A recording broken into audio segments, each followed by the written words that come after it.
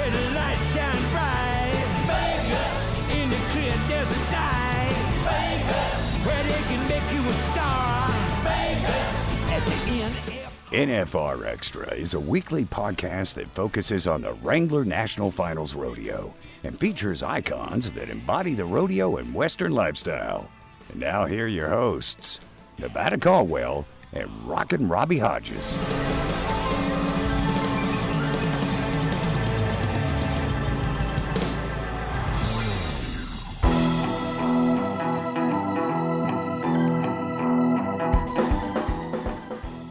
All right, NFR Extra, episode 45. Well, keep rolling through the quarantine. Always got special guests, and we're not short on them this time, Robbie and Brylan. Here we are, got that right. Yeah, seriously, and it's good hearing from everybody. It's good to know that, we're not alone, and just the stories just only help us all, knowing that we're going through some weird stuff here. And first off, we start off with three-time Wrangler NFR Qualifier Brody Cress. Robbie, this was a pretty good one down in your backyard, right? You bet, the mullet man. And I'll tell you what, he is so cool. That was a great interview, and it was sure fun to hear him. He was more talking about, wanting to be getting on right now and practicing, and, and we were actually trying to find people for him. He was asking questions like, hey, man, anywhere we can get on right now. And he was wanting to. You can tell these guys are craving it. And this NFR we're going to have this year is going to be spectacular. It's going to be a shootout because of the money situation and some of the rodeos that have canceled. But people, they don't realize that there's, $50,000, $60,000, $70,000 already been won this year by people. You might see a few new guys in, but most of these guys, man, they're going to be going at it, and you're going to see some of the best rodeo. And I think that attributes to, like with Brody, wanting to do this, while we're down right now. He's wanting to get on horses, and it's a really good interview. You're going to get to hear about, his influences, the people that helped him. I can't wait. Yeah, no, that's great. And then obviously we're talking about bucking horses here, and Brylan, we get to talk to Lacie DeMers from the Junior Roughstock World Finals. And mind you, this happened before the quarantine, so the conversation a little different. But hey, Brylan, you're pretty tight with her, and kind of what went on with this conversation? Yeah, Lacie is so great to work with. She's one of our Junior World Finals producers. She brings so many kids. I want to say it's almost 200 of them to Vegas during the National Finals Rodeo there at the Cowboy Christmas.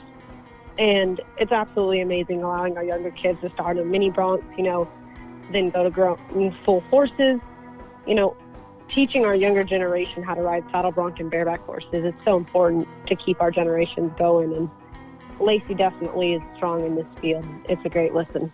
Yeah, and I didn't, this is something I'm learning about the whole bucking horse world. Definitely, I guess, bareback, that there's not that many athletes. So, this is kind of like a, helps nurture that from the bottom up, and learned a lot with that. And her passion, man, is pretty deep. Yeah, seriously, I didn't know much about that. That's so true, Nevada.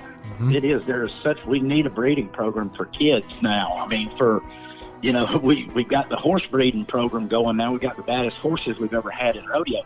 We need a bareback rider, bronc rider breeding program for the guys to get on. And this has been awesome. And, and I love to see all the tough guys, the guys we see at the NFR and stuff coming and helping these young kids, because they know they're carrying on the sport too, and you see it even during the NFR, that week when we're at the finals out there, these guys are helping, and they'll be there holding, and helping these young kids get on. That's got to be such an inspiration to these young guys. Oh, absolutely. Well, hey, take a listen. And up next, Rodeo News of the Week with Brylan Bentley.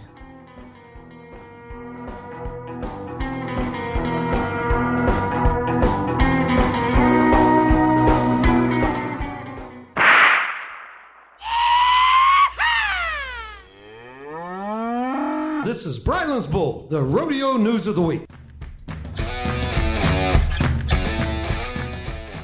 PRCA Stat of the Week. 316, the number of people, 256, animals 32, and rodeo committees 28 that will have been inducted in the Pro Rodeo Hall of Fame when the 2020 class is enshrined August 1st in Colorado Springs, Colorado. The Pro Rodeo Hall of Fame opened in 1979. 2020 inductees are Graded Coconut, bareback horse, Cody Ohl, tight-end roper and all-around champion, Butch Kirby, bull rider, Jim Sutton Jr., stock contractor, Sonny Deb Backstrom, contract personnel, Randy Whitty, notable, Ellensburg Rodeo Committee, Martha Josie, barrel racer.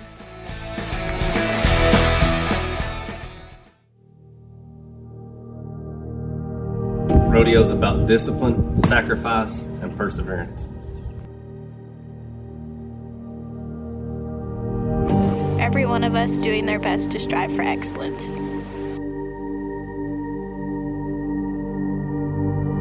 Rodeo makes us resilient. It's our engine. And you've played a big part in that. You've empowered us, supported us, and allowed us to dream. In these incredible times, we are also reminded of the power of our communities.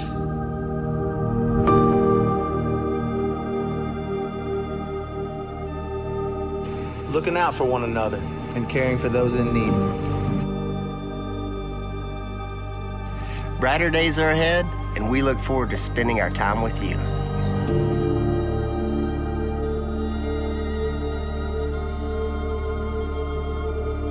In the meantime, we'll spend our time #AloneTogether. And when the time comes, we'll be ready.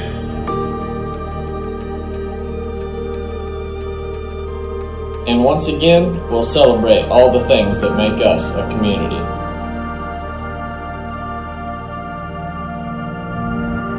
We are Rodeo. Hi, I'm World Champion Jacob Crawley, and you're listening to NFR Extra. Hey, Mr. Hodges. Hey, my friend, how are you? Yeah, I'm used to like looking at your beautiful face right across from me here in the studio, but this virus has got us separated right now. Looking at yours. This is awkward, but we're making it work, aren't we? Yeah, I'd probably rather look at my wife, but hey man, I know when I'm looking at you, we're having fun conversations with the rodeo industry. No doubt about it. You know what? We're going to make this work anyway. I'm safely secluded at the Kickback Ranch in Montgomery, Alabama. Getting ready to go bass this afternoon for a little while. Well, and while you're safely secluded in Las Vegas, yep. And Brody is in Wyoming, I'm assuming. Yeah, we got a 3-time NFR qualifier, Brody Cress. That's right. Yes, guys, I'm actually down in Texas at my house here in Texas, so just hanging out down here, trying to stay safe and away from as many people as I can. Yeah. I know you are, bro. So what a trying month we're having here. Yeah. So what we're going to try to do, Brody, is we're going to bring the good side of everything about this whole deal. We're going to talk about the beginning of your year and, and how it was, where you were when you got the brakes put on. So, tell us a little bit about it. What's your winter been? It's been pretty dang good. I've been able to be pretty consistent and continue to pull checks and, bring that momentum out of the NFR into the winter run where I've been able to tie with Rusty for the win in Denver, and he got the buckle due to the tiebreaker, but I was happy with the money. I wasn't too worried about that at all.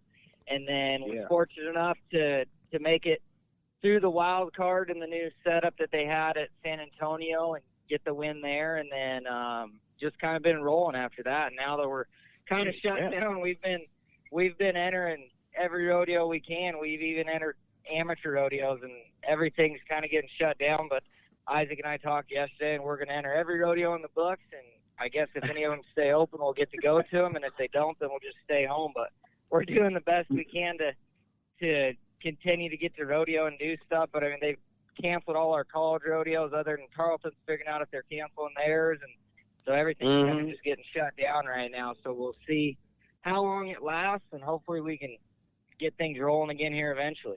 Yeah, let me add this real quick, Robbie. Same situation. So think about this. So Brody, I'm just kind of looking at anybody can go get stats out there and find out about somebody. The sweet part about over there at PRCA on their website, they kind of lay out probably the past few years in your highlights. And this is what's interesting when I look at you, Brody, and we'll kind of lead this into a question. But as I look at your 2019 highlights, I see the word one. Oh, I don't know. Looks like about 13 times, right? One Cheyenne, one Sykeston, one Sheriff's PRCA rodeo, et cetera, right? And then he goes into the NFR world standings, place second, and then your overall Wrangler NFR standings, you're first, right? But then your earnings during that time was $180,000. I mean, first of all, we've talked to a few other contestants back in January. $180,000 is what you pulled through there, and here you are. The guys at RFT TV, Cowboy Channel, they were talking you up, man. They were like, this guy's ready. He came out blazing, and here he is getting ready to roll. And, man, you run into this wall of a virus, right? What knowing that this is what it is, right? I mean, you're along with LeBron James is at home right now, right? And all the best hockey players in the world are at home. What are you going to do besides entering these things? What are you going to do physically and mentally to keep yourself up afloat, so when it hits, you're kind of hitting that treadmill running full speed? Yeah, I think the most important thing for us right now is just keeping in our mindset that rodeos are going to continue eventually, so we can't be taking time off from working out and trying to practice if we can, hopefully, and riding the spur board and just staying active. We don't want to be sitting around or anything like that, even though we have to stay at home, just try and do our best to stay busy and everything. Because if you sit around and get lazy even for a week or two, it's going to be hard to come back. So we're just trying to find places right now where maybe even if we can't be going to rodeos, hopefully you still be getting on some bucking horses here and there and continuing to work out. And I'm blessed enough to be able to have a gym right at the house where I don't have to worry about gyms getting closed down and stuff like that. So just really taking advantage of that time to continue getting stronger and just, focusing. I guess you look at it as, we don't get to go to rodeos right now, but we can take time to really be at home and take the steps to focus on the little things that we don't get to when we're busy rodeoing, like riding the spur board and getting to work out. We can get on a really good workout routine right now that we wouldn't be able to if we're having to worry about our bodies needing to be ready to get on bucking horses every week. We can hit the gym really hard right now and kind of just jump ahead there so that when we do get back to rodeoing and competing, that we're prepared for that and we're not taking 2 weeks once the season starts again to get back to riding at the level we were before they postponed everything. Yeah, that wow. makes you sore being off that long, doesn't it? And then you go right back. So we're off a month and a half. Here's what that's the average of what people are thinking. May 1st is what we're hoping for. If you don't stay in that shape, I know if I don't work a rodeo, say from the NFR up through January, I'm off my pace a good bit. I can't imagine what that's like with you guys, from going to a complete Jake break here, for lack of a better term. Yeah. It makes you sore, doesn't it? Yeah, it makes you sore and just your mindset and everything. You just get out of the rodeo mode where it takes time to get back into that. It's like having an injury for a month and a half. If you're not getting on bucking horses and doing stuff, you're going to get rusty and get to being in a different mindset and stuff where it's going to take time to get back to I think that's the biggest thing for us right now is just trying to stay positive, trying to play along and do everything we can so that stuff can come back as quick as it can, but then be prepared when it does too. Well, if you look at last year, Casey Field, we had him on the show. It's probably like our 3rd episode, and it was probably one of our more powerful ones in the beginning of getting this podcast going. But anyways, it's right after his injury at Austin, and he was done basically all the way until late June, July, I think it was. So like he already lived this model, right? Like he was done at mid-March. But what was interesting is when I remember us interviewing him and catching up to him at rodeos and whatnot, and where he was, he's like, I think this is going to happen across the board for the rodeo because this was just Casey last year, but the thing that he kept talking about was just the hunger, man. You guys, like, there's also a reason why you do this is because it's like, it's your passion. So to take someone's passion away just like that altogether, like all of your, let's just call it all of your peers that you compete against and even the ones that you see at rodeos that you don't compete against, think about like just what you're going to have to deal with in a good way, Brody, on the other end of this with the competition and where everyone's going to be. Man, you're going to have America behind you, like that's a crazy feel. Yeah. That's a big part of it is just all of us are getting affected by this right now, not just the competitors, but the rodeo committees, the stock contractors. Everybody that helps put on the rodeo and do everything. So we got to just try to stay positive and stay together. There's one mindset where you can be negative and be mad about all this and sit at home and sulk, or try and stay positive and continue to do stuff so when stuff comes back around you're ready for it to go again. So it's kind of hard, but it's allowing people to be able to stay home with their families more. And I know like my traveling partner Isaac Diaz has a little girl that he would probably have to miss a lot of stuff, like maybe her walking for the first time and doing stuff like that. So focusing on stuff like that, the positive side of things, just to kind of help get through this, because it's not going to help to be negative and worry about that stuff. So we just need to try and stay positive while we can. Well, let's go back to positive. That is amazing. Yeah, no, I agree. Let's go back to the positive. Let's go back to 2019 NFR. You you did pretty well. Yeah. Where was your mindset that night one, and what you'd been there before, but did it feel different last year? Because the way you performed was almost like you figured something out. Yeah, it was definitely different because, I had a great year in 2017 when I won the average for the first time, and then come back in 2018 when I was fighting my ankle injury that I was out for. That really was hard at the NFR where I didn't have any success at all. So I was just really excited last year to get back there and be healthy again and competing at a high level and be out there and be prepared again, actually, So I was just trying to take it one horse at a time and focus on stuff and just doing my job. But I was really excited to be able to be back out there healthy. And that made it really fun. We have a great group of guys that goes every year in the bronc ride, and we get along great. And it's awesome to be with those guys for 10 nights on the best horses in the world, So it was awesome to be able to be positive out there and get the ball rolling. I think that's really a big thing out there is if you can really get the 10 days kicked off in a positive way and have some luck that first night, that really carries momentum on. If you get it started bad where you're getting bucked off or not doing your job that first night, then you're going to have an even bigger battle on your hands to get back on the positive side of things and the right side of things so you can win some money out there. So it's just kind of taking it one horse at a time and doing my job and keeping myself prepared, through having to do all the autograph signings and stuff like that. You got to be able to give yourself time to still work out, get to the arena in time to get yourself prepared every night to compete. So, it's just a lot of stuff like that, a lot of juggling things mentally and stuff like that. And it's a big part of it, but if you can kind of get this ball rolling right at the start of the week, it makes it a little easier. Yeah, That's funny that you say that because people, even with all this stuff going on and stuff, when I said, I got on there the other day and said, hey, I'm going to be home with my family and get a job. Oh, you're finally going to get a job. People don't realize what a toll this traveling life and this whole deal does to people, even in my world, and where you're going to 6 rodeos a weekend, I'm at 1. However, and you said something a minute ago that kind of hit it with Diaz. People don't realize what we miss and the things that we take, that other people take for granted in this, with watching his baby walk or anything like that. I've missed so many birthdays. I've missed so many everything, and you have too, Brody. Your parents and, your girls, and they don't understand sometimes the hardships, and it's not all just pool parties out here. It's a hard flipping life. And when you get a break or something like this, tell us, explain, I guess, to the people that don't get it, what it's like to actually be sitting at home. No, it's not great, but just a few days off, and how that helps, doesn't it?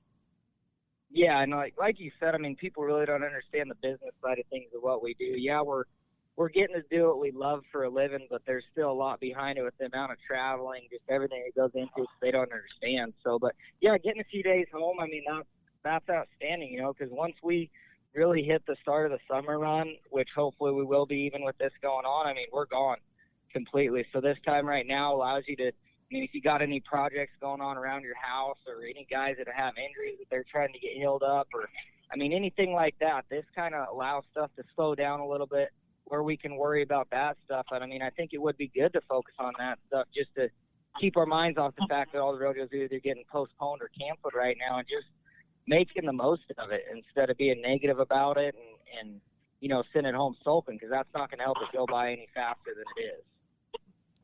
No, not at all. I agree. Are you in Stephenville? Is that where your place is, or where are you? Yeah. I am in Morgan Mills, so it's about 12 miles outside of Stephenville, but my address is in Stephenville. So yeah, just right there. Over by the pizza sandwich shop in Tough Hedeman. Yep. I'm not too far from Tough at all. They're right there. Right. Sure is nice. They haven't closed our pizza sandwich shop yet over there at the store, have they? The only store in Morganville. I think it's still open. Stuff's slowly starting to fall off where I I guess I heard the other day that they closed Taco Bell and seemed or at least everything but the drive-thru. So we're slowly starting to lose stuff. Maybe some of the little stuff will stay open. Well, I'm going to tell you right now, the barometer of this entire thing is going to be when Heartache shuts down. Yeah, that's no joke. Yeah, when you can't get any Heartache, that's going to be a bad deal. The whole town. Woo, boy. That's when the world will flip over. So you were talking about earlier about getting on and stuff. I mean, other than this, what they call it, social, what was the word? Social distancing. Separation. Yeah. Are you been able to, is the college giving you some horses? Do you have some horses to get on at home? Or, are you using the college ones? How's that working? We're trying to figure that out right now. Actually, our coach has been texting us and giving us updates on everything because our school's still trying to figure stuff out. Like, I know we're going to online classes for at least a little while, maybe the rest of the semester, and now they're trying to figure out everything, like with extra clicker stuff, like being able to practice at the college and everything. So we're not sure on that yet, but I'm sure they're going to shut it down for a little while since everything else is. So hopefully we can find some people to allow us to buck horses or find an arena where we can. Because I know, like, where if we can't use our college arena, we usually go to the Lone Star, and they've canceled all their activities and everything where their arena shut down too, I believe. So I don't know if we're going to be able to, but maybe if we can just kind of stay in contact with some people, might be able to find some stock contractors or guys who would allow us to get on stuff. But hopefully we'll be able to not have to go too long, at least, without getting on bucking horses. Right.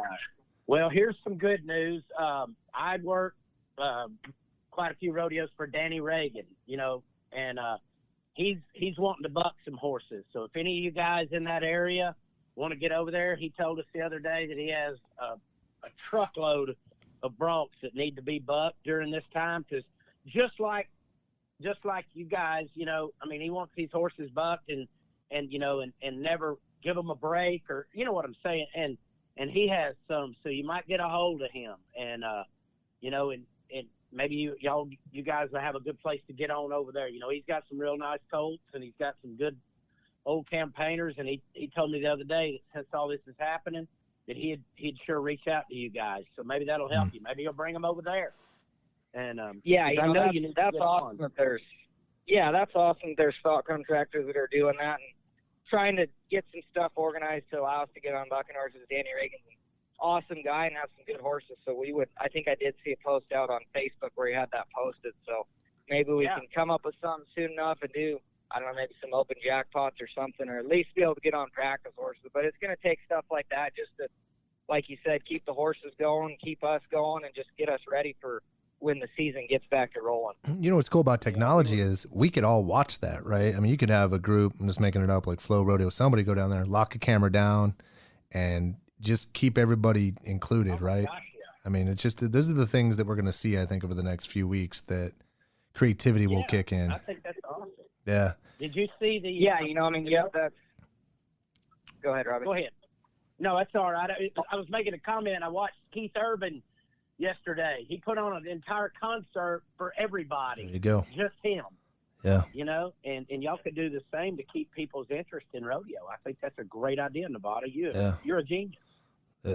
Just let my boss know. I think this could be a time where you could, really push the getting rodeo out on TV more and everything with nothing going right now, and I know that we talked to the guys of the Cowboy Channel when we were at the American, and they were saying if anybody can come up with ideas for shows or anything to do, this would be a time frame where we could do some stuff like that, and keep the rodeo world entertained with something, even if it's not rodeos, just shows or anything that guys can do right now, just to kind of keep pushing that and helping the Cowboy Channel grow and reach a bigger fan base, and just try and keep stuff on the positive side as much as we can.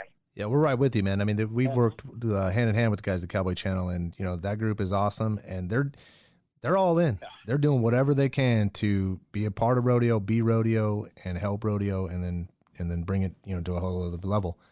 The thing, we're going to see a lot of thinking and creativity. I know me personally, I always think about the human spirit and how it overcomes, and just there's human history to prove it. And clearly from Americans stepping up and doing their part. But, let's just go back to you were somewhat of a stud in high school, Brody. I couldn't help but notice that it looks like you grabbed a few state championships, wrestling and rodeo. Is that right?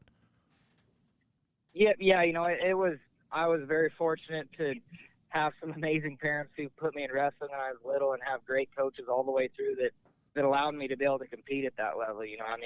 I miss wrestling a bunch, but it's taught me so much that I can carry on through life, not just for rodeo, but just life in general. And that was a big part of the reason why my parents put me into wrestling, and I'm very happy that they did, with the amount of stuff that I learned, not only from wrestling, but the amazing coaches that I had the entire time through. So that was awesome, and they did a great job really taking care of my brother and I when we were rodeoing and starting riding bucking horses. I think I started when I was a freshman in high school, but didn't get to go to a rodeo until I was a junior. Actually, I wanted to make sure that I was prepared, and we were fortunate enough to have a great pen of practice horses where we could be getting on plenty throughout the week and stuff at home, and just in a little bit more of a controlled environment to help us be able to get the right type of start that has allowed me to get to the point where I'm at today, So it was awesome to be able to have those experiences through high school and everything, and moving on to college, to the amazing team that I get to compete for now under great coaches at a school that understands rodeo. My teachers are awesome working with me and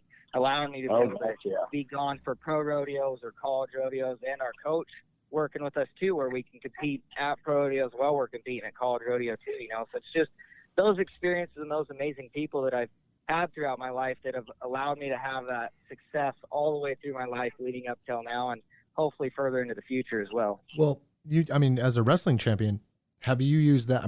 You were wrestling and rodeo champion coming out of high school, but regardless, were you able to utilize, we've interviewed quite a few people on this show or on the podcast, and guys like Billy Epbauer, there was a couple of the cats, Clint Johnson, I believe Gorsuch as well. Wrestled. Yeah. Yes. Yeah. And that what wrestling meant to them, and more of the discipline side and kind of this self-discipline that you have to have in wrestling, it kind of transfers over into rodeo. Have you used a lot of the let's just say the mindset of a wrestler to be in rodeo?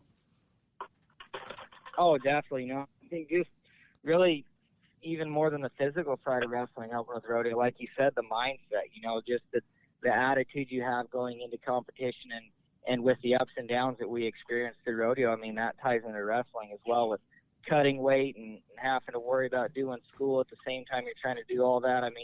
It's definitely helped me with rodeo to be able to get through. Going from having like a great year in 2017 to starting a great year in 2018, then breaking my ankle and having the finals I did, and being able to know what I need to do to come back from that to be successful like I was in 2019. There's so much behind what I learned in wrestling and how to fight through things and stay positive and stay hungry that has helped me throughout rodeo as well. Well, That is cool. Yeah, and Robbie, look at his. These guys are so positive. Well, if you look at kind of his mindset, and I get it, you look at typical, right? This is where you got a champion mindset, Brody, is that, typically guys or gals have a bad year, and if they don't have that mindset, the next year just doubles down on that, right? Just they're they're all they're focused on is all the bad stuff. Whereas it was, just looking at kind of your turnaround from that, injury to the ankle to where you were, you knew where you were. You just needed to get back on that, back to riding and competing, and everything that you were believing, it looks like kind of definitely transpired in 2019. Yeah, I think a big part of it was just going through the hardships. I had to get on a lot of bucking horses. Even after the finals through the winter last year, it was rough. I was entering every rodeo that I could get to just to get numbers again, get on enough horses where I could kind of get back in the swing of things. And it took a while, but once stuff finally started clicking, it really turned around right away. I know, like, kind of the start of the summer, I wasn't even in the top 50, and then stuff finally started clicking again, and I was able to be drawing good horses and kind of get the ball rolling. It helped a bunch, but going through all those hard times and having stuff not going good, I wasn't looking at it ever as I wanted to quit or didn't know what to do. It just made me more hungry and wanted me to where I wanted to get on more bucking horses and keep working hard to get back to where I was and even past that to get better than what I was. Yeah. So how were you thinking when you walked out of there, round 10 that night, right? When other folks are going to grab their buckles and things like that. What were you thinking when you walked out of the Thomas Mack Center that night on day 10, 2019? I was in just this last year. You're asking? Yeah. That last day, knowing you were there, man, you were so close. It was awesome. And it's always. It kind of sucked. I was really close in 2017 as well, but I wasn't. Upset that I hadn't. Yeah, I was upset that I hadn't won the world title, but I was more thinking about the situations where I could have done my job better than I did. It's outstanding to have the 2019 I didn't and win an average title again, but there's situations where I definitely could have rode better and got myself to the point where I could have put myself in a better situation to win that world title. I was very happy that Zeke was able to win another one. He had an amazing 10 days as well out there, so I kind of turned my focus. I was very thankful for the 10 days that I'd had and happy at that point, but I was ready to take maybe a few days off and then get back to work. Once I got back to my parents' house for Christmas break and everything, I got right back in the gym and got to doing stuff and kind of set up a plan and tried to figure out what I needed to do to fix stuff where the next year, or this year that we're in now. And it kind of started good where going to Gillette and Denver and those, the first 5 horses I got on, I adjusted stuff in my saddle and kind of tried some different things, and I felt better 5 horses than I did on any of the horses in Vegas. So I think that's just good. That I'm driving my. Lost you there for a second, bro. Can you hit the pause? Stuff that I need. Oh, he's good. He's good. And then take that and work on it, and just that keeps me hungry and keeps stuff going. So yeah. No, I hear you. Amazing, man. Amazing 2019. And this kind of stinks that this thing's happening to you because you clearly were rolling into this. But, there's. I don't think it's going to bother kids like this. Mm-hmm. I just don't. They're so. You got your head on that. So how was it to win that little small town hometown rodeo? You have the Cheyenne Frontier Days. That was pretty cool, wasn't it? Be the old hometown kid. Yeah, that rodeo's that rodeo that I've been, ever since a little kid, I've been sneaking into to get behind the bucket chutes and be around those guys that I've idolized my whole life and that, have kind of kept me hungry and allowed me to get to where I'm at now. And it's really a blessing to be able to have a hometown rodeo that's as big as that, where I can be able to compete in front of the people that I've grown up around and have helped me so much throughout my life to be able to get to that point and show them that, the time that they put into me is not going to waste, and I'm trying to use it the best I can. So, not very many people get to have a hometown rodeo of that size and that has that much history behind it. And, it's been absolutely amazing to be able to win it 3 times. That is cool, though. Everybody dreams about winning their hometown rodeo, but not everybody gets to dream about winning that particular hometown. Yeah, right. Rodeo. That's so the good. Big Daddy. You bet. We were talking to Trevor Rice about once we get going again, and I was telling him we will never complain about going to rodeos in May when we get going again. That's what they're saying is May.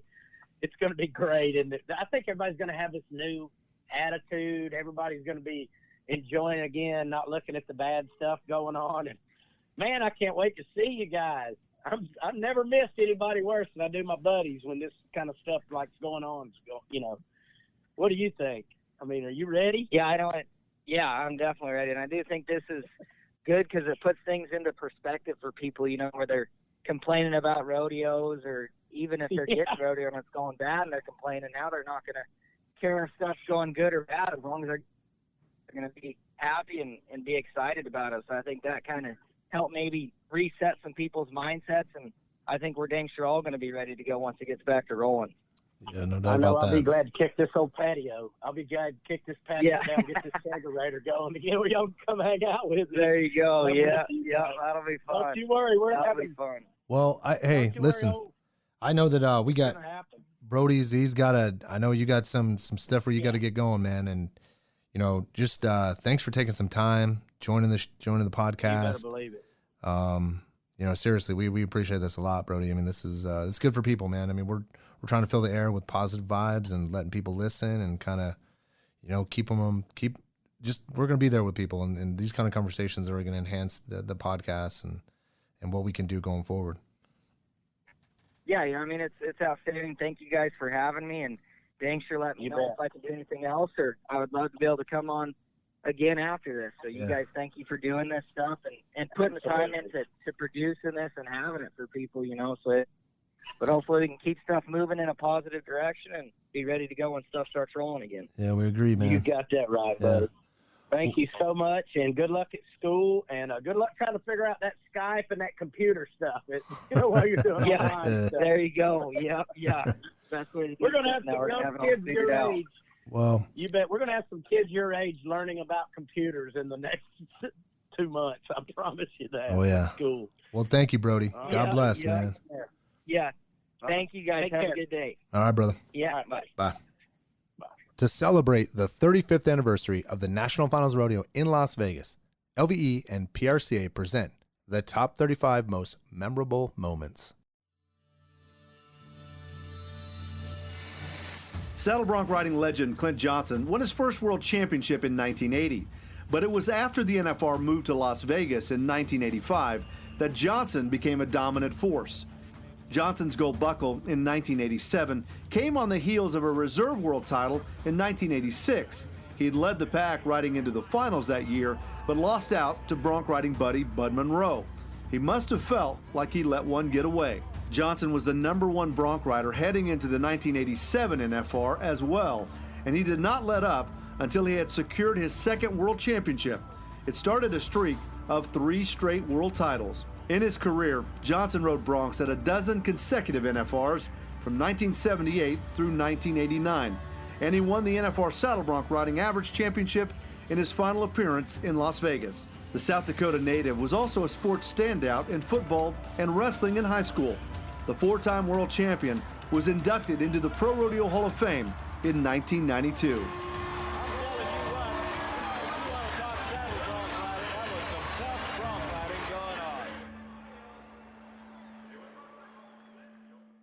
Hi, I'm Sean Davis, and you're listening to NFR Extra. This is NFR Extra 7 and 7, 7 questions in 7 minutes. And I have here 6-time Wrangler NFR Qualifier, Tilden Hooper. What's going on, Tilden? Oh, man, it's all good. Just enjoying a little time at home right now. Nice. Well, thank you for taking your time and hanging out with Susan Cadeau. That's a blog we recently released and talking about what you guys and a bunch of other contestants are doing while in hiatus right now. Right. Well, yeah, I appreciate you guys having me. Yeah, no worries. All right, man. I will start the timer and we'll do 7 questions in 7 minutes. Here we go. All right, Tilden. Why did you decide to get it? Why did you start a career in rodeo? What made you start that? Really long story short, just some friends of mine were interested in it and competing, and I'd read a bunch of books about cowboys and stuff, and I didn't really grow up riding or anything, but I saw some pictures of my dad. He rode when he was in high school and kind of college age guy, and I watched 8 Seconds, Cowboy Way, Junior Bonner, a bunch of these rodeo cowboy type movies, and just kind of fell in love with the idea of becoming a rodeo cowboy. And the bareback riding was kind of the greatest line to that point for me, and I tried it once and fell in love and made my mind up. This is what I want to do for a living. So nice. That's how that started. Oh, that's cool. So, what was your first? Let's talk college. What was your first year in college, or what was your college career like? How did that go? My first year in college went really good. I ended up second in my college region, and then got to go to the college national finals for the first time, and ended up doing some good out there, and made the short round. And anyway, got all done, made a really good ride in the short round, and they announced that I'd won second behind a really great bareback rider, Bud Munns. He was out of Utah. He was a senior that year. I was a freshman, and I was really excited with my second place finish, to be honest. And by the time I could take all my stuff off, go get my phone, call my dad, and tell him I'd won second, an official from the rodeo came and found me and told me that they'd announced the scores wrong and that I'd actually won first. So it just got to be even more exciting. And man, it was cool. It was really cool. And then the next year I came back and ended up winning my region in college rodeo that year and went to college national finals and was planning on recreating the same scenario from the previous year, and made a couple bad decisions, ended up having a little run in with the ball and kind of got kicked out of the college national finals, and for good reason, and learned some important lessons through the deal. And anyway, so I didn't recreate it again the next year, but I learned some important lessons that went on to help me in my professional career, and I ended up qualifying for the national finals that year. And yeah, well, hey, real quick, real quick though, tell me how was your first year in pro rodeo? How did that end up? My first year in pro rodeo was great too. I ended up winning the rookie of the year. I was a rookie that year with Casey Field, and we didn't really know each other that well at the beginning of the year, but by the end of the year, after trading 1 and 2 spots and kind of battling it out, we met, became friends, and then the next year we started traveling together, and both made our first national finals rodeo, and the rest is history, I guess. That's awesome. Hey, so who inspires you the most, or who inspires you? Man, I honestly, it would be hard to really pinpoint one person for that answer for sure. But as far as a rodeo cowboy, a lot of my inspiration came from Casey's dad, Louis Field. He was a 5-time world champion, and man, it just in and out of the arena was a top-notch guy, and I got the chance to be around him quite a little bit whenever me and Casey first started traveling together, and a lot of the lessons I learned from him are the lessons that got me, kind of over the hump and through a lot of different things. And so I definitely looked up and respected Louis Field quite a bit. Wow, that's awesome. What's the best thing about competing in pro rodeo? Man, it's I tell people this all the time. It's the best job I've ever had. There's no doubt about it. I mean, it's a family. You make friends that become more like family. You get to travel the world. You get to see all sorts of different places. And when we show up in a town, it's that town's celebration. So everybody's there having a good time. And there's a group of people there, a committee putting on that rodeo, and they do their very best to make things perfect for us and perfect for the fans. And you just meet a lot of people and make a lot of friendships along the way that you could never replace those things. And to got to get in the van with my buddies at 18 and travel the country and see the world and ride bucking horses for a living and have a blast. Any kind of hardship that goes along with the rodeo, it's definitely worth it at the end of the day, in my opinion. That's awesome. If you could give any advice to future rodeo contestants, what would it be? I would say, one thing that I think is really important, especially in the bareback riding, when you're learning how and different things, is it's a different path for everybody to the top. Don't just look at the way that it happened for one guy, and if things aren't going that exact way for you, don't count yourself out. I was a slow learner. It was my senior year in high school before I ever even qualified for the final round in our state finals and qualified for the national high school finals. But man, after that, it was like a switch flipped and things started happening really fast. And in this event, especially if you're willing to put in the work and you're not scared to take some of the abuse, it is a hell of a way to make a living, and it's dang sure a possibility. And if it's what you want to do, just put your head down and give it everything you got. I mean, that's all it'll take is everything you got, but it's definitely worth it. Well, with that being said, how important is rodeo? I think rodeo is super important, especially as a guy that didn't grow up around it and just a kid that fell in love with the idea of becoming a rodeo cowboy. And I didn't come from a bad family or anything. My family's great, and they raised me right and different things. But my life took a totally different path once I decided to become a rodeo cowboy. And being a cowboy, I think, is something to aspire to in general. Cowboys don't whine, they don't complain whenever things get tough. You just put your head down and keep working, and that's a pretty useful attitude to have, especially during times like these. And the things rodeo teach you, it's invaluable. You can't put a price on that. So I think the people associated with rodeo and just the fans and everyone in the industry, I think they're, for the most part, kind of salt of the earth type of folks. And I mean, the cowboy spirit, that's what settled the West. That's why we're here, and I think it'd be a good thing to lean in on right now for sure. Man, I'll tell you, we made it with 20 seconds to go, Tilden. That was fantastic. Hey man, you did something good there. A lot of people can't get what I have to say on 7 minutes. That's usually a 14 or 20-minute conversation. I guess we did pretty good. Well, I'll tell you what, I appreciate you coming on. This is good stuff. Hearing you doing well, and for folks who want to catch up with more, there it is right there.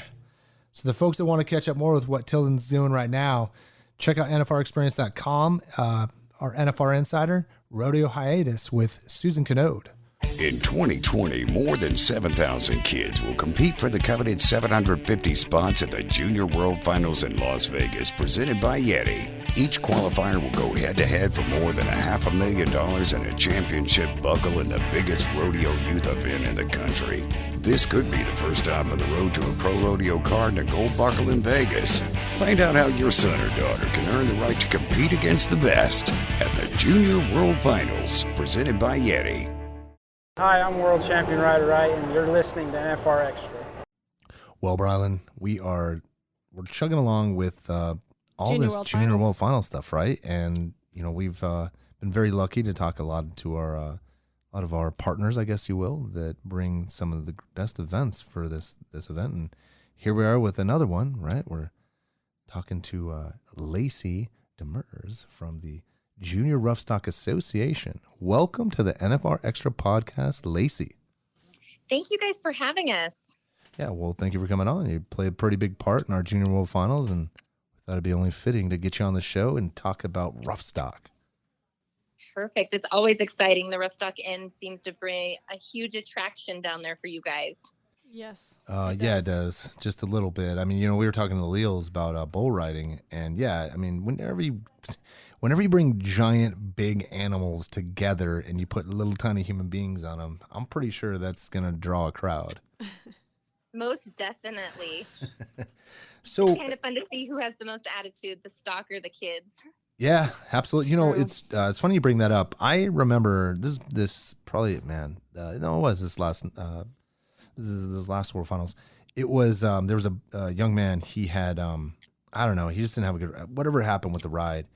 And he was coming, he was jacked up. I mean, man, it was like, dude, you need to go lay down. You just look like you should not be getting back on anything again right now.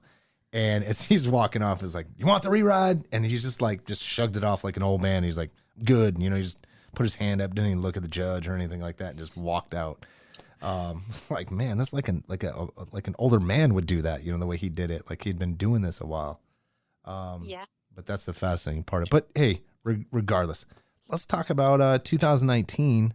How did everything go for you? How did it, let's talk about, give us some of your champions and some of the dollars that they won. Can you just give us a nice little Lacie recap on the roughstock side of Junior World Finals? Absolutely. I think last year was one of our most exciting years we've had to date. We were able to really start, pulling things together, doing welcoming ceremonies for the kids. We had Braxton Nielsen that came and just did one of the most amazing speeches to kind of get the kids pumped up, but also let them know and remind them, that they are in the rodeo environment. So, starting from the check-in all the way to their pre-thing, it just went amazing. We've paid out over $60,000 to the kids. Man. We had around anywhere between 15 to 30 kids in each of the age groups based on the age.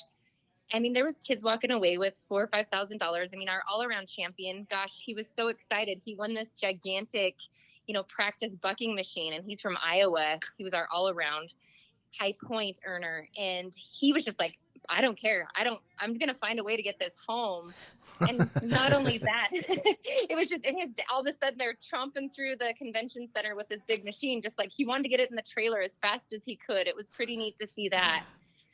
We had a really cool thing happen this year as well. We had a little gentleman he was in bareback, saddle bronc, and bulls. His name was Brant Cookston. Believe it or not, he was actually one of the winners. He was the actual champion for the all-around. I think a lot of people were like, hey, it's probably going to come from a timed event side. There's kids that are more all-around. But first and second place this year for the actual all-around for the Junior World Finals happened to be little Roughstock Cowboys. Just like the NFR. Exactly. It was really exciting to see. And the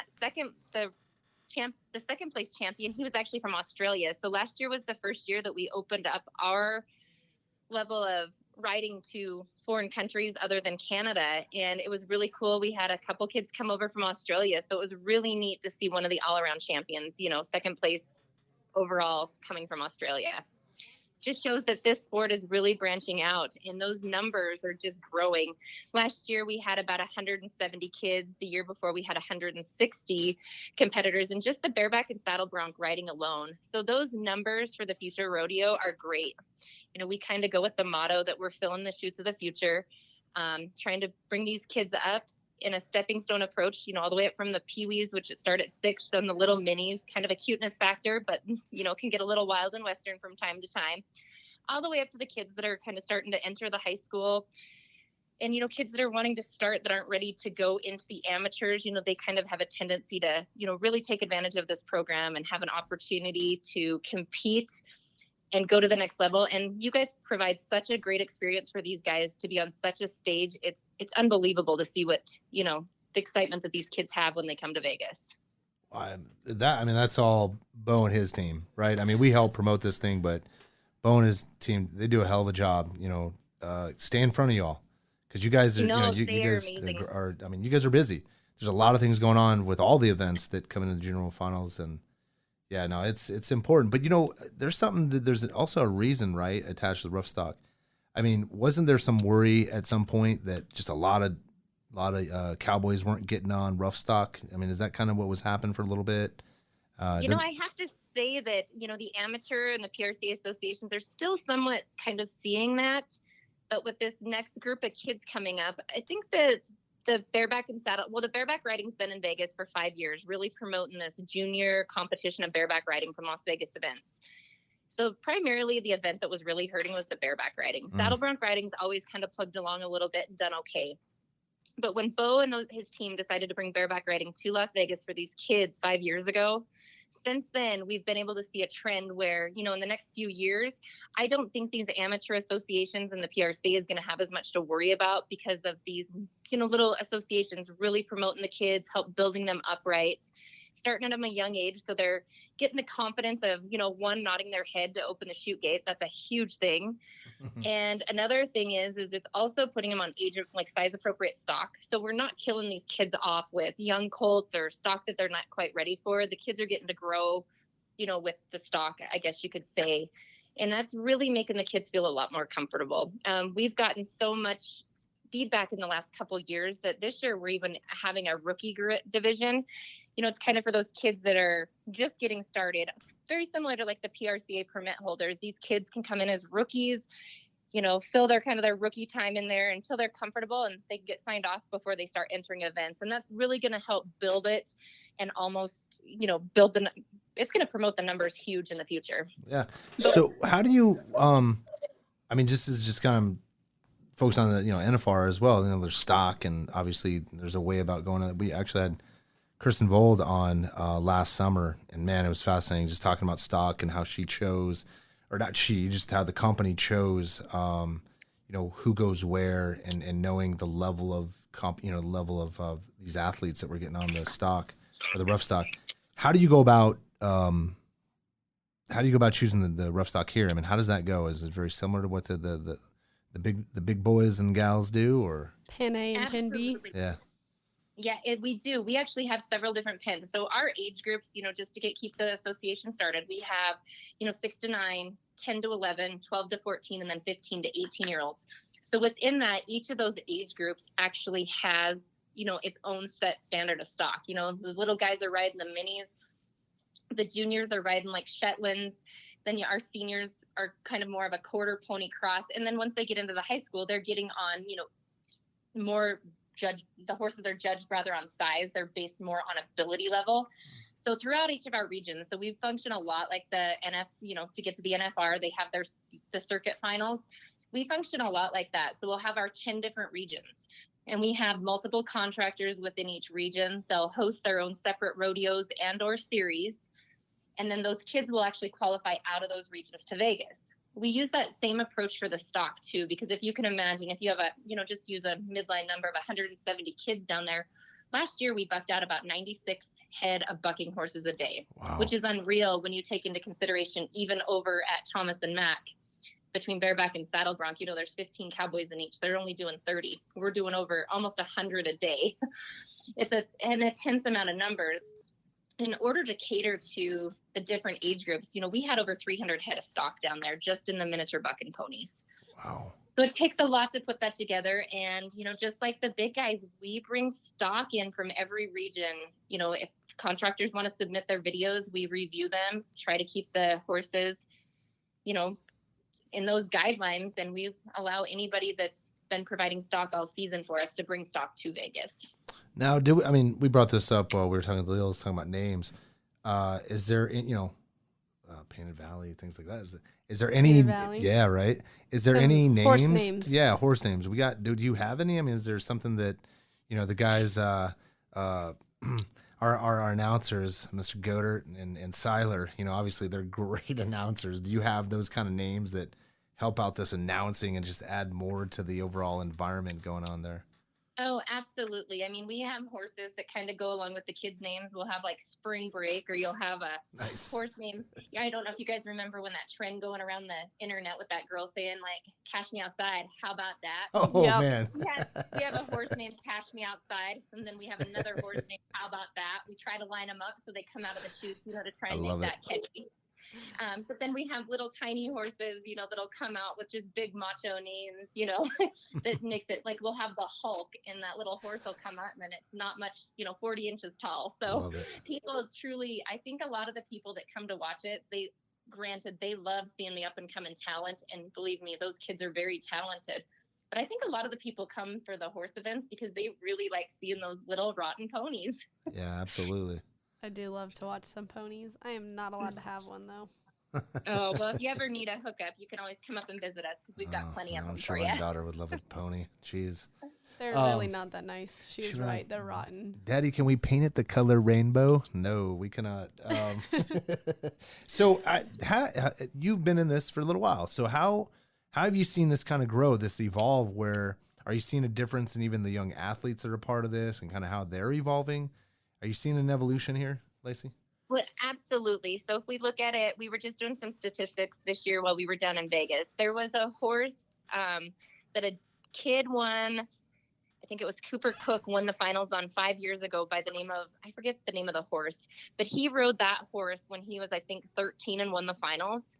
And then that horse, these kids have matured so much in the last 5 years. That horse is now down in the peewees. So the kids that are 9 and under are riding that horse. So that shows a huge trend of progression when a 13-year-old won the finals on that horse 5 years ago. And now that horse with that same ability is still bucking, and the kids that are under the age of 9 are now riding it. So that's why we chose to put that rookie division in there, because these kids are progressing so fast and their talent is just amazing. We almost had to bring a beginner level in to keep the even younger cowboys going and the new kids. So that's one thing. And another really cool statistic that we had last year, it would have been for the 2018 finals. Joe and I have been doing this up in Montana for a lot of years. Joe's oldest son is Cody. He's been riding ponies since he's 2, and I won't tell his age, but I can say he's going to be over 40 now. So he's been riding ponies that long. And, just to see, kids from doing it at that to the amount of kids doing now is impressive. But one of the coolest statistics we had was up in Montana from the 2018 Junior World Finals. We had kids coming out of Montana, each high school rodeo, they, take the top 4 from each state in the events. And of the top 4 coming out of Montana to go to the high school nationals last year, 3 of the 4 of them kind of grew up through this program and competed and placed in the top, some of them placed in the top 5 as freshmen at the National High School Finals. So if that's not showing some proof that this is doing something, I don't know what is. That's an accomplishment. Yeah, and the other thing too is that I got to imagine that there's a lot of, this is, I got kids, and there's always like a 1 or 2 kids that are just tough, man, and athletic, and I could imagine that they may need more challenges, right? So the more that we keep growing this thing, it just allows for, I'm just going to make it up, a 10-year-old to go, baseball, no. It's like, I want to ride that horse that jumps up and down and like just looks hard as heck to stay on. And, I could see that even keep on going, because I mean, rodeo's been around forever, in sports, baseball's been around forever. So and now everything's getting reinvented and like combat, right? Hand-to-hand combat. When you think about UFC, right? This is something that I've had this conversations before, where when you think about UFC and you go back, I mean, fighting has been a part of human history forever. Go back to Rome, things like that. But then it died off. And then, boxing kind of came about in the 20th century. But now look at UFC. So now you look at fighting has become very popular. Well, that doesn't mean that all these other sports are exempt from that either. I mean, it's just like rodeo is something that I think a lot of people were worried about at one point when, kind of maybe the numbers were dipping, a lot of people weren't getting their permits, et cetera, et cetera. Now, because of the internet, right? I mean, I watched the entire Junior World Finals from a stream all 10 days during the NFR. So, I mean, now we're seeing these things and kids are getting access it's fascinating to think that, you get to be a part of that, Lacie. That's pretty cool. Oh, it's amazing. Another cool statistic that we kind of did some research on last year, we have over 400 kids that are riding just the bareback and saddle bronc, worldwide now. And about 25% of those kids are actually farm and ranch kids. So that shows you about 75% of these kids I had a call from a dad today from Texas. He's like, hey, we're in the horses.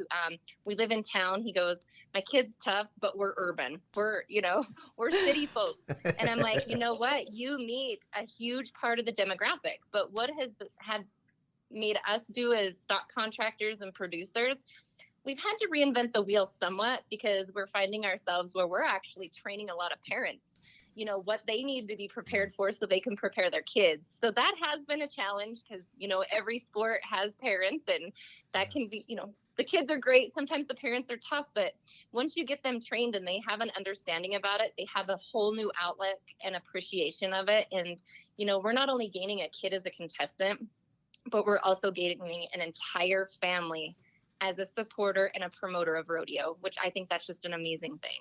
Yeah, we've had that happen in our community. It's called hockey.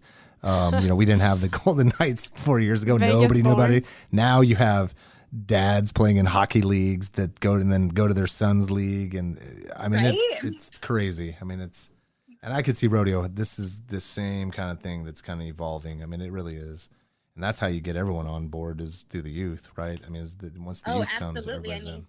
Just look as it's turning now. I mean, there's so many different groups that have been around for years, big associations that are now wanting to piggyback on what's going on in those 10 days of the Junior World Finals. Yeah. We had some really good conversations so we were going daily with the podcast during the 2019 Wrangler National Finals Rodeo. And, we had guys like Clint Johnson on and Brett Jermanson and, and amongst many others, and a lot of saddle guys and bareback. But the cool conversations was, number one was these guys' demeanors. Man, they were like the most low key, just patient kind of guys, right? But learned a lot about the business. But could you give a little bit of the other thing is that we'd like to educate on this show. People that are listening, if we get new people coming on and maybe, as to your point, the urban or something like that, but yet they're fascinated by the rodeo, we like to teach them something. Can you give them a little difference of the difference between saddle and bareback and kind of the discipline of that? Absolutely. A lot of people think that they're real similar because, they're both riding a bucking horse, but actually they're really different. And for kids, that's why it's really unique to see these young kids be able to do all around between the bareback and saddle bronc riding. Because in the bareback riding, they're riding with, it's like a suitcase handle. And they're holding on with one hand. They have a specially designed glove that, kind of helps keep them in. And they're laying back more when they're spurring. And the saddle bronc riding, they're actually riding a saddle, but it's not like a traditional saddle. It does not have a horn or anything on it. And it's got real loose stirrups. So they're riding the bronc saddle, but the horse has a halter on it and it has a rein. So they're total different techniques. The bareback riders are sliding up on their bareback rigging a lot more, I guess you could say similar to sliding up on a bull rope, a lot different. And these saddle bronc riders are actually riding, with a rein and hanging on, and just the position of sitting and everything it's a lot different. So these young cowboys, they're able to pick up the skill of both. They are very impressive. Very impressive. Yeah, They're both riding for the same amount of times. Yep. You know, the judges score them very similar. You know, they can have, you know, they both have to mark them out based on the age groups. You know, the different thing on judging with saddle bronc riding, you know, if they blow a stirrup, they're usually out. So there's a lot of similarities as far as the judging technique, but when it comes to riding, they're night and day. Well, yeah, and you know, Germanson, all these guys actually gave us these lessons. So we were in a trailer. I don't know if you saw us, but we were in a trailer over by the Brody Houston live stage. And, you know, at one point, both Germanson and Clint get up. They're kind of showing this whole motion thing, more on the saddle bronc side. And the only thing I could think of when I'm watching them on the saddle bronc was I watched saddle bronc. I mean, it looks smooth. Everything in rodeo looks hard to me, but it looks smooth compared to when I watch bareback.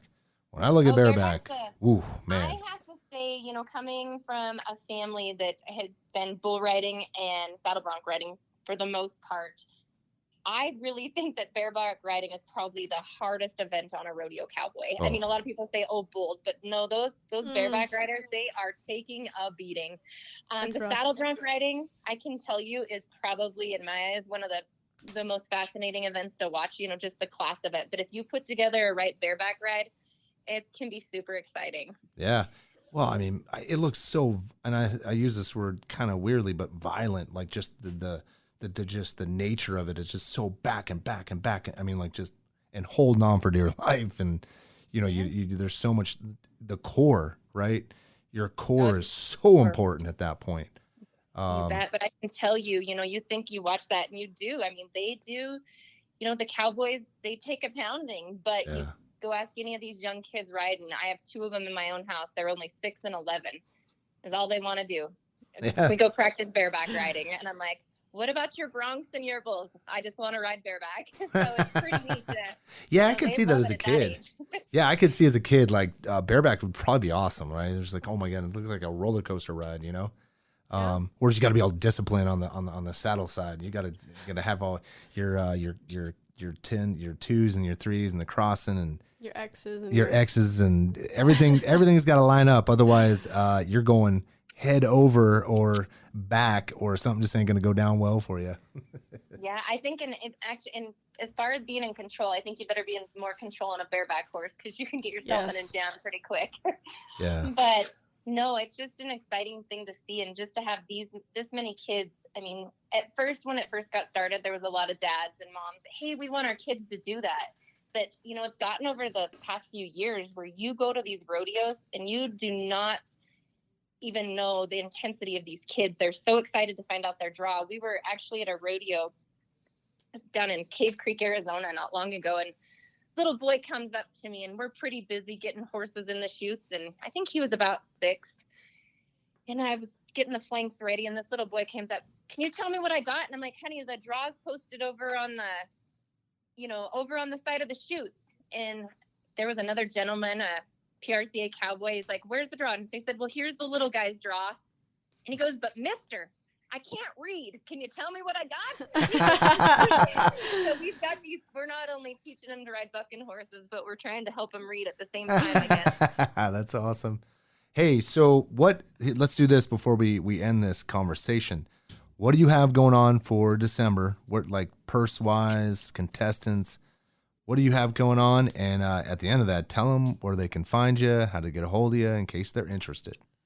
Well, there's 2 different places they can get a hold of us. One is at the NFR Experience webpage. They can go on to the Junior World Finals link. We always like people to go through there so they know what everything Bo and his whole crew has going on. Another place that they can go to find all the membership forms and up-and-coming rodeos for all 10 regions and our national tour is JuniorRoughstockWorld.com. We have our rule book, membership forms, and all of our schedules are usually up to date on there. And as soon as a new rodeo is added, we put it up there. We are in the process of updating that, and it will be all new schedules will be posted by the 18th. But for this coming year in Vegas, it's going to be a super exciting one, all the way from check-in to our awards ceremony. There's a lot of new things happening.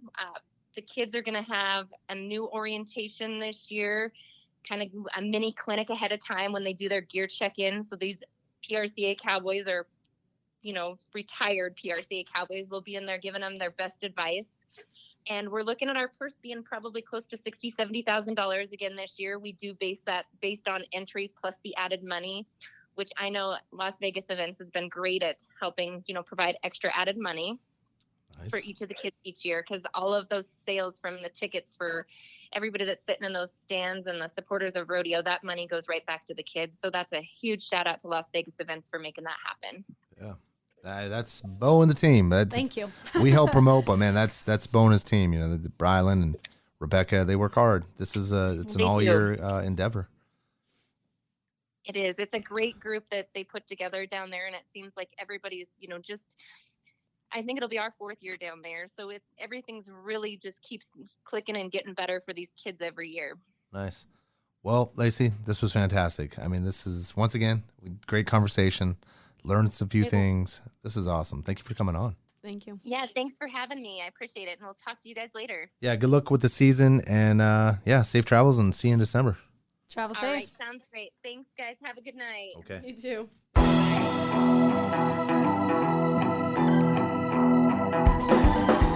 That's a wrap for NFR Extra episode 45. I want to give a big thank you to 3-time Wrangler NFR Qualifier Brody Cress and Lacie DeMers from the Junior Roughstock World Finals. And coming up on NFR Extra episode 46, we talk to 4-time Wrangler NFR Qualifier Bell Racer Stevie Hillman and ambidextrous pro bull rider Trevor Reese.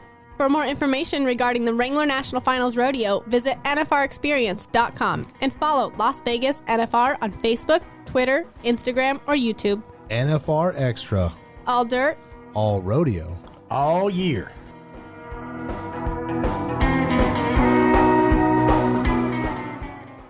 Gotta make it out to Vegas, where the big boys roam, with the rovers and the racers and the bulls and the broncs, and the ladies in the skin-tight Wranglers and the cowboy